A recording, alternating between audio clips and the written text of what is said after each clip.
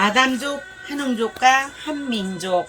우리 민족인 한민족은 지금으로부터 약 1만 년 전 백궁에서 우주선으로 운반, 지구에 운반되어 온 아담족, 한웅족의 하나이다. 지구에는 3억 5천 년만 전에 만들어져 처음 정착된 네피림 이후 지구의 환경 변화에 따라 몇 차례 다른 인종들이 들어왔으며 아담족은 그중 가장 늦게 만들어져 들어온 인종으로 이전의 인종보다 발음기관 등 신체적 특징과 분해가 우수하다.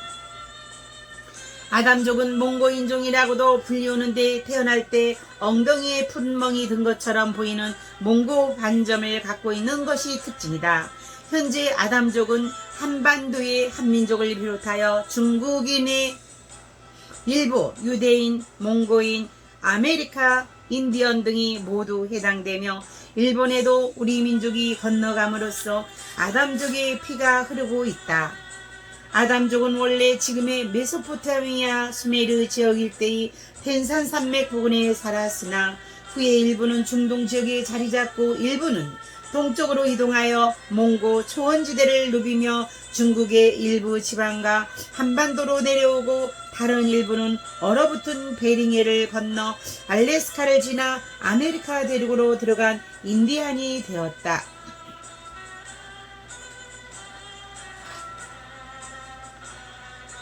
인디언이 되었다. 텐산 산맥을 넘어 동으로 온 아담족 중에는 아담 환웅의 15대 손으로 6단의 13명 13명 아들 중 12번째 아들 하윌라가 있었다. 하윌라는 무리를 이끌고 아사달이라는 곳에 도읍을 정하고 나라를 세웠는데 하윌라가 바로 단군이며 단군이 세운 나라가 고조선이었다.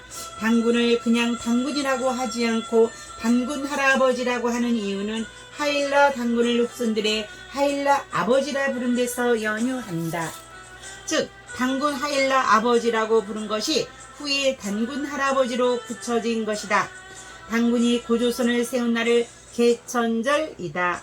현재 우리나라에는 개천절을 10월 3일로 기념하고 있으나 고조이라는 이름의 조를 살펴보면 10일 10월로 10월 10일이 실제 개천절임을 나타내고 있다. 아담의 15대 손 6단의 12번째 아들 하일라 단군 할아버지를 제한 나머지 12명의 후손들은 중동 지역에 그대로 자리를 잡았는데 그들이 바로 유대인이었다. 유대인과 우리 한민족이 같은 아담족, 한웅족이라는 것을 여러 유물로 확인이 되고 있는데 대표적인 것이 한민족과 유대인이 모두 갓을 쓰는 풍습이 있다는 것이다.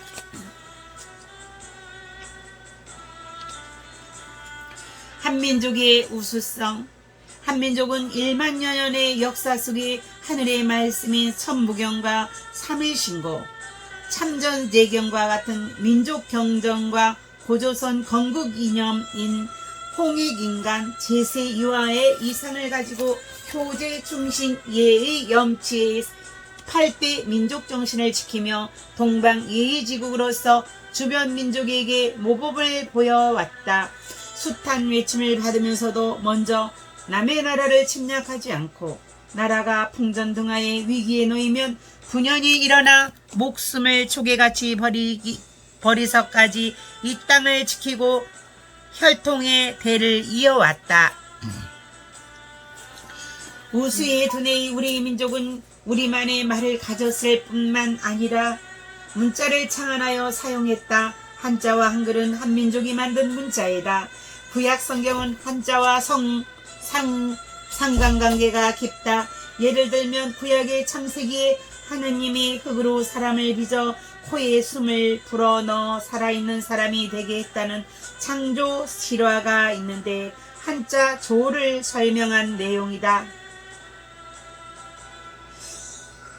노아가 홍수 때 방주를 만들어 8명을 태웠다는 설화는 배선자에 들어있다. 아담과 하와가 마귀의 유혹을 받아 선악과를 따먹었다는 내용은 마귀 마자에 들어있다.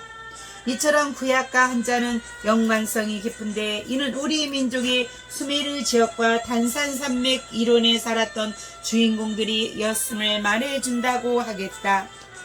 세종대왕 때 창제된 한글은 언어학자들이 세계에서 가장 우수한 글자라고 공인할 정도로 탁월한 문자이다. 발성기관과 천지인 삼재를 이용하여 글자를 만든 한글의 제자 원리는 아주 독창적이고 과학적이며 또한 누구나 배우기도 쉬워 매우 실용적이다. 특히 컴퓨터나 스마트폰을 사용하는 전자문서 시대에 한글만큼 쉽고 빠르게 타자할 수 있는 글자도 드물어 또 한 번 한글의 우수성을 확인시켜 주고 있다. 유네스코에서는 해마다 세계에서 문맹 퇴치에 공이 큰 사람들에게 세종대왕 문맹 퇴치상을 주고 있다. 이 상의 명칭은 세종대왕이 들어간 것은 세계 문자 가운데 세종대왕이 만든 한글이 가장 배우기가 쉬워 문맹자를 없애기 위해 좋은 글자라는 것을 세계가 인정했다는 뜻이다. 그런데 우리가 한글만 우리 글로 생각하고 한자를 중국 문자로 생각하는 것은 큰 잘못이다.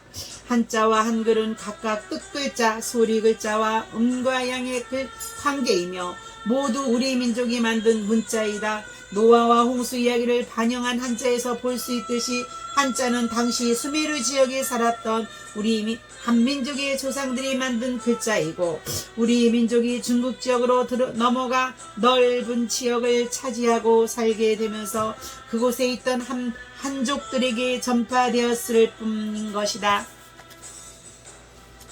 우리 민족의 우수성은 온돌 문화에도 발견할 수가 있다. 온돌은 방바닥 밑에 불기운이 들어올 수 있는 통로를 만들고 그 위에 크고 편편한 돌을 깔아서 부엌의 아궁이에서 불을 지필 때 불기운이 들어와 그 돌판을 데우면 돌판이 오랫동안 열기를 지니는 원리를 이용하여 난방이 되도록 하는 장치이다. 온돌 장치 중 불길이 들어오는 통로를 고래 혹은 방골이라는 고구려나 고려라는 나라 이름은 바로 이 고래에서 비롯된 것이다. 온돌 난방은 유럽의 벽난로보다 훨씬 효율적이고 위생적이다. 온돌은 당대로서는 그 어떤 난방 장치보다도 뛰어난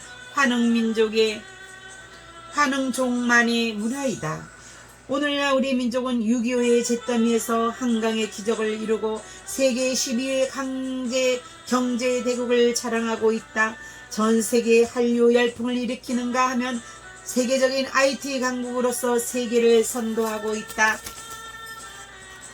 우리 민족은 두뇌가 명석갈 뿐만 아니라 지도자를 잘 만나면 엄청난 저력을 발휘하는 민족이기도 하다.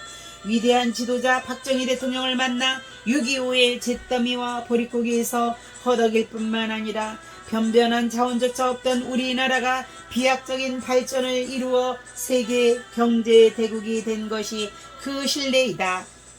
신이 오는 땅 한반도는 지구에서 세계의 자궁이며 핵이다. 풍수지리적으로 한반도는 오른쪽으로는 아프리카 대륙과 중국이 내외 우베코를 이루고 왼쪽으로는 일본과 아메리카 대륙이 내외 좌청룡을 이루고 있다. 뿐만 아니라 앞쪽으로는 제주도, 대만, 필리핀 등의 동남아시아, 호주 대륙이 겹겹이 안산을 이룬다. 주변 지역이 완벽하게 한반도를 감싸주는 모양이다. 말하자면 한반도는 보호받는 자궁 형태의 대명당인 혈자리이다. 한반도는 지구의 자궁이며 세계의 중심이자 핵인 것이다. 한반도는 여성의 자궁 부위에 위치하면서도 생김은 또 남자의 생식기를 닮았다.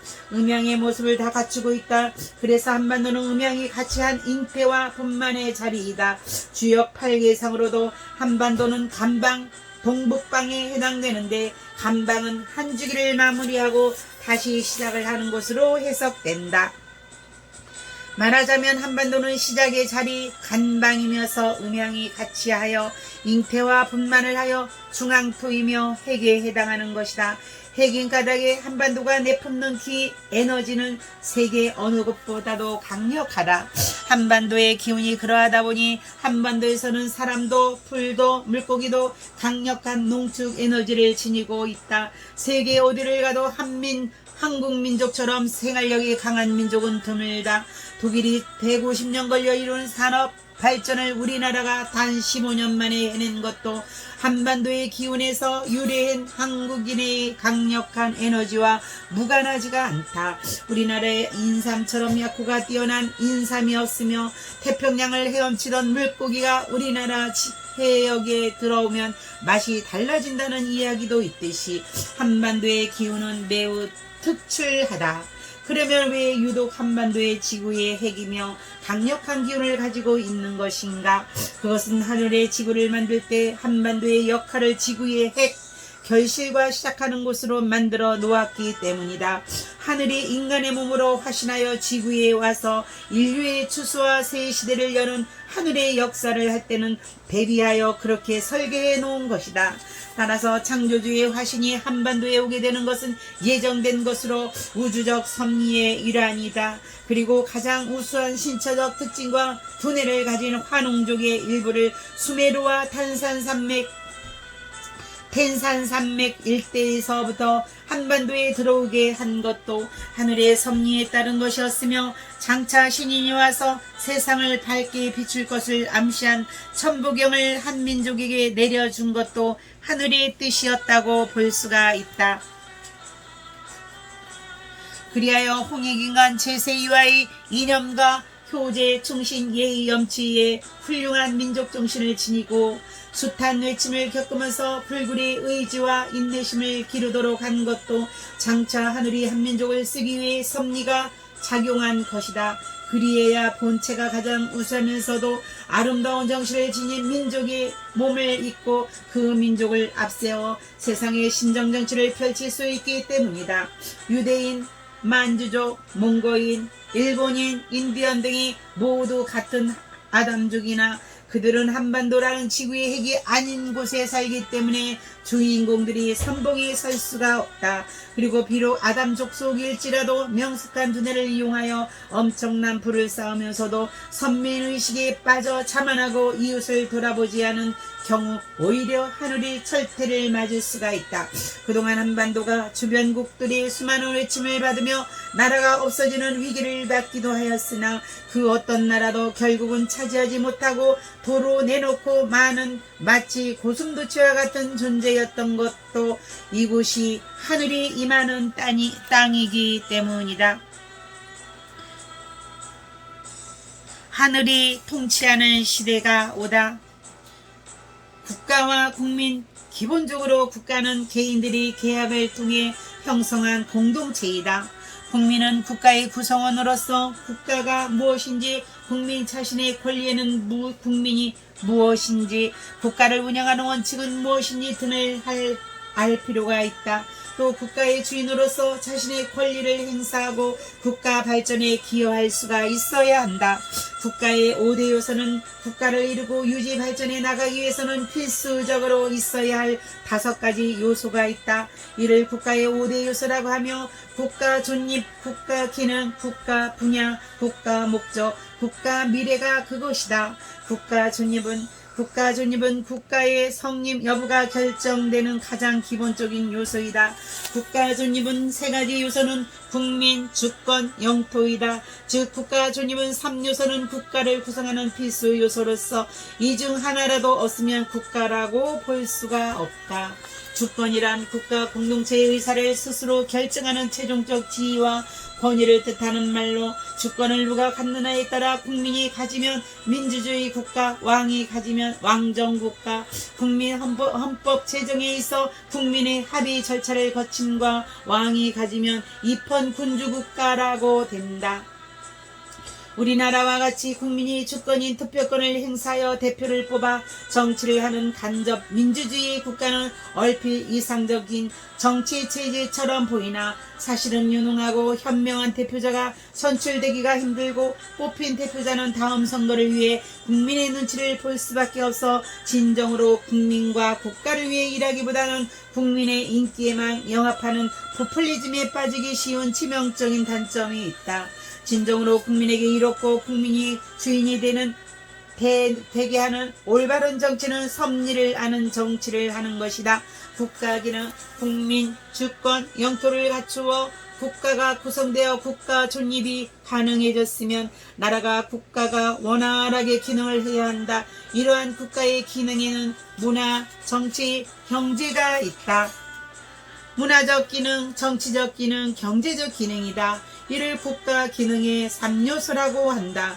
문화는 인간 집단에 존재하는 곳이면 어디든 형성되지만 그 나라의 정치, 경제, 사회적 조건에 따라 문화의 모습이 달라질 수가 있다. 국가는 특정 문화를 진흥시킬 수 있고 억제할 수도 있어 문화 조성 유지 계승의 기능을 갖는다. 정치는 대내외적으로 국가 사회의 구성원인 국민들 사이의 이해관계와 대립이나 갈등을 조성하고 해결하는 역할을 하는 것으로 국가의 가장 기본적인 기능이다. 다른 나라와의 갈등이나 대립을 해결하고 상호협력 등을 도모하기 위한 국제정치도 국가의 중요한 역할이다. 경제를 발전시켜 국민들의 생활을 안정시키는 것은 위정자들의 중요한 임무이다. 경제가 붕괴되면 정치도 혼란에 빠지며 국가가 안위가 위태로워질 수가 있다. 정치와 문화, 경제는 서로 긴밀한 관계에 놓여 있어 대개 정치와 인정되고 경제가 발전하면 문화도 융성된다. 국가의 발전은 정치, 문화, 경제의 발전이며 국가 기능이 활발하고 원활하게 이루어지는 모습이다. 국가의 기능 중 예전에는 정치가 가장 중요한 역할을 하였으나 앞으로는 문화가 정치와 경제를 이끌어 갈 것이다.